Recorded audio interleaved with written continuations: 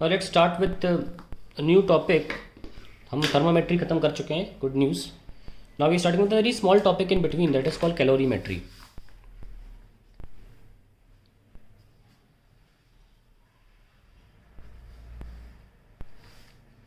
Now what do you mean by calorimetry? The science of measurement of heat, of the study of बोल सकते हैं measurement of heat is called calorimetry. Now we know that heat travels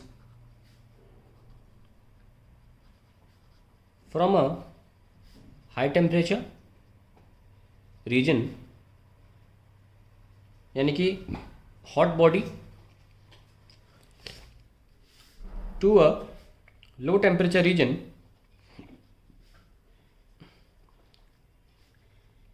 cold body. यानी कि heat का movement का एक निर्धारित direction है. ये बात बिल्कुल ध्यान रखें कि मैंने हीट को डिफाइन नहीं किया है. ओके, तो मैं डिफाइन करता हूँ और उसको डिफाइन करने से पहले मुझे वर्क को भी लाना होगा. अगर हम थर्मोडायनेमिक्स में जाएंगे तो डेफिनेटली हीट को बहुत डिटेल में डिफाइन किया जाएगा और वहाँ पता चलता है कि हीट और वर्क दोनों काफ़ी डिफरेंट चीज़ें हैं और एनर्जी काफ़ी डिफरेंट चीज़ है. पहले समझते हैं हीट एग्जैक्टली क्या चीज़ है. देखिए, हम लोग कई बार एक सेंटेंस सुनते हैं, heat contained in a body, heat inside a body. ये वर्ड हम सुनते हैं, पर ये गलत है. हीट कंटेन नहीं होती. हीट एक तरीके का कैरियर है एनर्जी का. क्या बोल सकते हैं हीट क्या है? It is an energy carrier. Energy carrier, क्योंकि एनर्जी ट्रैवल नहीं कर सकती. एनर्जी रहती है और उसे कैरी कौन कराता है? वर्क या हीट, दोनों में से कोई एक एनर्जी को यहाँ से वहाँ कैरी करके ले जाता है. It's an energy carrier. यानी कि हीट एक तरह की गाड़ी है जिसमें एनर्जी रखो और वो गाड़ी यहाँ से यहाँ पहुँच जाती है. ये एनर्जी यहाँ पे भी है, यहाँ पे भी है. तो हीट क्या है? एक माध्यम है. It's a mode of energy propagation. तो हीट क्या है? It's a mode of energy transmission. Energy transmission. Similarly हमने वर्क पढ़ा, वर्क एनर्जी पावर में वर्क पढ़ा. बचपन में 9th में वर्क पढ़ा, 7th में वर्क पढ़ा. जब भी हमारा वर्क जीवन में शब्द आया वर्क हमने पढ़ा, हमने बोला work is force into displacement. वो वर्क की ही बात कर रहा हूँ मैं, कोई डिफरेंट वर्क नहीं है. सारे वर्क एक जैसे ही होते हैं. सारे वर्क को फोर्स इनटू डिस्प्लेसमेंट लिखा जा सकता है, अलग अलग फॉर्मूले निकलते चले जाएंगे. ऐसी वर्क की बात करें तो वर्क भी it is a mode of energy transfer. Energy transfer. पर इन दोनों में फर्क आ जाता है. एक फर्क है किस तरीके से दे या किस वजह के थ्रू ये एनर्जी को ट्रांसफर कर रहे हैं. बहुत ध्यान सुने. बचपन में आपने हीट, एनर्जी, वर्क सबको सेम पढ़ लिया, सबको सेम माना भी. क्यों? क्योंकि सबकी ऐसा यूनिट जूल थी, तो आपको लगा सब सेम है. क्या स्पीड वेलोसिटी सेम है? नहीं, पर दोनों की यूनिट तो मीटर पर सेकेंड ही होती है ना. तो सिमिलरली मैं कहना डिस्टेंस डिस्प्लेसमेंट भी सेम नहीं होता, पर दोनों की यूनिट मीटर होती है. ऐसे हीट, वर्क, एनर्जी तीनों अलग अलग क्वांटिटीज़ हैं और इनकी जो यूनिट है वो सेम है, जूल. परंतु ये दोनों आपस में बहुत फ़र्क है और तीनों आपस में बहुत फ़र्क है. हीट और वर्क का तरीका एक है, यानी कि it is an energy carry है, वो सेम चीज़, पर किस तरीके से वो एनर्जी कैरी करते हैं, लेके जाते हैं, उस पर बात की जा रही है. कई बार it is a mode of, ये एक गाड़ी है जो एनर्जी को यहाँ से यहाँ लेके जाती है. वर्क भी एक गाड़ी है. वर्क में भी एक गाड़ी बना लो जो एनर्जी को यहाँ से यहाँ लेकर जाता है. अग्री. कुछ जगहों पर यह अभी लिखा दिख जाएगा आपको that heat is energy in transfer. यानी कि जब तक एनर्जी ट्रैवल कर रही है हम उसको हीट बोल सकते हैं. सिमिलरली जब तक एनर्जी ट्रैवल कर रही है हम उसको वर्क भी बोल सकते हैं. ऐसा भी लिखा देखा जा सकता है. तो दो स्कूल ऑफ थॉट्स हैं. कुछ लोग इस तरीके से बोलते हैं कि एक तरीका है एनर्जी को ट्रैवल कराने का, it's a mode of energy transfer. So I have used a diagram कि एक गाड़ी है जिस पे एनर्जी रखो और यहाँ से वहाँ ले जाओ, तो वो गाड़ी जो है वो हीट है. सिमिलरली वर्क में भी जो गाड़ी है वो हीट है. तरीके अलग अलग है, बताता हूँ उसके बारे में. तो आप ये भी बोल सकते हैं heat is energy in transmission या energy in travelling. Travelling form of energy is called heat और एनर्जी इन ट्रांसफर को हम वर्क भी बोल सकते हैं। पर कैसे, इस पर बात करते हैं। डिफरेंस देखिएगा, आपको तुरंत समझ में आ जाएगा।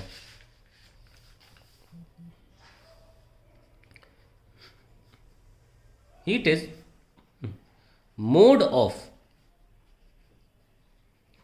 एनर्जी ट्रांसफर, ध्यान से बोलना, ड्यू टू टेम्परेचर डिफरेंस। ये है मुद्दे की बात, due to temperature difference. Temperature difference very very important things चीज़। टेम्परेचर डिफरेंस वजह होती है एनर्जी को ट्रैवल कराने की। ये हाई टेम्परेचर है, ये लो टेम्परेचर है। तो एनर्जी जो है, अगर रास्ता दोगे, अगर आप इसे एक ऐसी वॉल में बंद नहीं कर दोगे जहाँ से हीट बाहर नहीं निकल सकती, तो ये जो ट्रैवलिंग हो रही है किसके कारण हो रही है? हीट नाम की गाड़ी एनर्जी को यहाँ से यहाँ उठा के ले जा रही, किस कारण ले जा रही है? Due to temperature difference delta T. तो जब भी एनर्जी का ट्रांसफ़र होगा बिकॉज ऑफ टेम्परेचर डिफरेंस, उस दौरान हम उसे हीट बोलेंगे।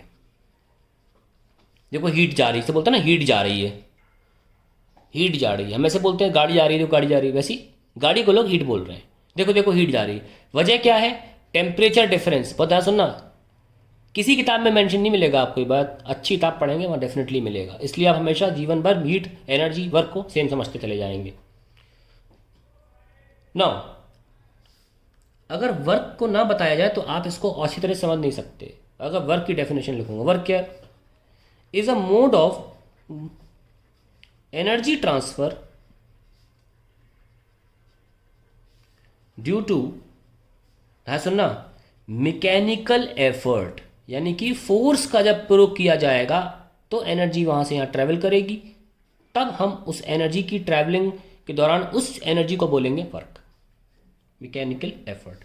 तो यहाँ पे क्या है? यहाँ पे कोई बॉडी रखी, आपने फोर्स लगाया, बॉडी यहाँ से यहाँ चली गई, तो मैकेनिकल एफर्ट लगा। एफर्ट एक तरह का टाइप ऑफ फोर्स होता है। तो बॉडी को आपने यहाँ से मूव किया और एनर्जी बॉडी में अंदर गई इस किए हुए काम की वजह से, या यूँ कहिए लगातार फोर्स लगाते रहे, या ऐसा खस के अपनी किक मारी कि यहाँ से चली गई, जो भी है। तो इसीलिए आप वर्क को चेंज इन काइनेटिक एनर्जी भी बोलते हो। या आपने मान लीजिए बॉडी को यहाँ से उठा के यहाँ रख दिया, एक मचान पे, एक ऊंचाई पे रख दिया, तो आपका काम ही लेके गया इसको यहाँ से वहाँ। तो दोनों कैरियर हैं, एनर्जी कैरियर्स की तरीके से माने जाते हैं। तो अल्टीमेटली हम नोट करके लिख लेते हैं हीट एंड वर्क का। Heat and work both are, या तो आप ऐसे बोल लें एनर्जी कैरियर्स, या आप बोल लें मोड्स ऑफ एनर्जी ट्रांसफर। एक मोड है टेम्परेचर डिफरेंस, दूसरा मोड है मैकेनिकल एफर्ट, फोर्स लगा रहे हो तो एनर्जी ट्रांसफर हो रही है। या आप सिंपली बोल सकते हैं हीट एंड वर्क। आसान भाषा में कुछ किताब ये भी बोलती हैं heat and work both are energy in transfer, यानी कि जब तक वो एनर्जी ट्रांसफर हो रही है आप उसको हीट बोल या वर्क बोल सकते हैं, एनर्जी इन ट्रांसफर। इनमें से आप खुद भी बोलें, तीनों बराबरी से सही हैं ना। इसीलिए जब हम बड़े हो जाते हैं, बड़ी क्लास में आते हैं, तो हीट की जो यूनिट है वो ज़्यादा यूज़ में जो होती है वो अलग होती है, जूल नहीं होती, हम उसे बोलते हैं कैलोरी। तो अब हम आते हैं यूनिट्स ऑफ हीट में। यूनिट्स मेजर करना है ना आपको, तो यूनिट्स ऑफ हीट होती है कैलोरी और कैलोरी। आप सोच रहे हो 2 बार क्यों लिखा भाई? ये बड़ा सी है और ये छोटा सी है, मैं फ़र्क बताऊंगा दोनों में क्या है। बड़े सी को आप सी एल लिख सकते हो, छोटे सी को आप सी ए एल ही लिखा करो, ठीक है। सो ये एक सी जी एस यूनिट होती है, let's write C G S unit of heat, that is छोटा C calorie, C A L. Let us define it. It is the unit of heat defined as the amount of energy required to raise the temperature of water मतलब मैं define किसको कर रहा हूँ, 1 calorie को, calorie है, I am defining 1 calorie, तो मैं एंड में लिख दूंगा it is a unit of heat defined as the amount of energy required to raise the temperature of water from 14.5 degree to 15.5 degree C and is called मतलब bracket में लिखो that is 1 degree centigrade, लेकिन ये specify करना है 14.5 से 15.5, ये fixed है, that is 1 degree and is called. सिर्फ अगर आप ये लिख दें कि heat required to raise the temperature of body by 1 degree, body भी नहीं, वाटर के आधार पे डिफाइन किया गया है, क्या है, heat required to raise the temperature of body by 1 degree centigrade is called 1 calorie, is absolutely wrong. क्या बोलना है, heat required to raise the temperature of water from 14.5 degree to 15.5 degree is called 1 calorie and is called 1 calorie. छोटा C है, ध्यान रखना, या 1 CAL। और ये जो 1 CAL है इसका जूल से क्या रिश्ता है, ये भी देख लेते हैं। 1 CAL is equals to 4.186 joule, और आप इसको 4.2 जूल भी आसान भाषा में या कुछ कैलकुलेशंस के लिए आसानी से ले सकते हैं। अब आता है बड़ा सी, तो लार्ज यूनिट की बात करें तो एक होती किलो कैलोरी। किलो कैलोरी को हम KC नहीं लिखते, हम किलो कैलोरी को कैपिटल CAL लिखते हैं। यही बता रहा था मैं कि दोनों सी में फ़र्क होता है, ध्यान रखें इस बात का। यानी कि 1 capital CAL is equals to 1000 CL, या फिर आप लिखना भी चाहें के तो KCAL लिख सकते हैं, पर KC नहीं लिखेंगे। लिखना है 1 किलो कैलोरी 1 KCAL लिखें, या सिंपली 1 कैपिटल CL लिखें 1000 kilo calorie which is equals to 4200 joule. ध्यान रखें छोटी छोटी बातों का। अक्सर इस KCAL को बोला भी जाता है न्यूट्रिशनिस्ट कैलोरी, न्यूट्रिशियोनिस्ट बोल रहे हैं ताकि करेंगे याद रहे, कैलोरी।